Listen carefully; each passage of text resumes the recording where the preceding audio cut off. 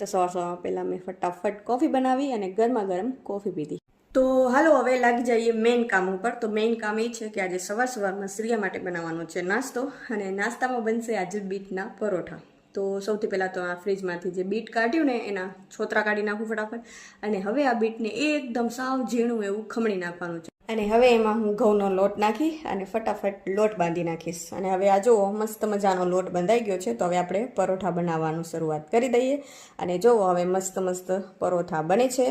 અને હવે પરોઠા બની ગયા ને એટલે સૌથી પહેલાં તો મેં શ્રીયાને દહીં પરોઠા ખાવા આપી દીધા, અને શ્રીયા પણ મસ્ત ટીવી જોતા છે ને પરોઠા ખાવા પણ માંડી ગઈ. અને પછી એક પરોઠો છે ને શ્રીયાને ખાવા દીધો, અને બીજો પરોઠો હું એને સ્કૂલમાં લઈ જવા માટે પેક કરી દઈશ. અને ખાઈ લીધું ને એટલે શ્રીયા મંડી ગઈ રીલ બનાવવા માટે. તો મને કે મમ્મી મને ફોન દે, તો મેં એને ફોન ના દીધો ને તો વગર ફોને મંડી પડી છે. જુઓ કેવો ડાન્સ કરે છે.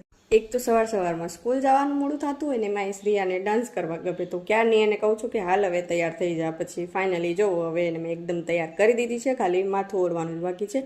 તો હવે ફટાફટ એનું માથું ઓળાવી દઉં ને એટલે શ્રીયા થઈ જશે સ્કૂલ જવા માટે તૈયાર.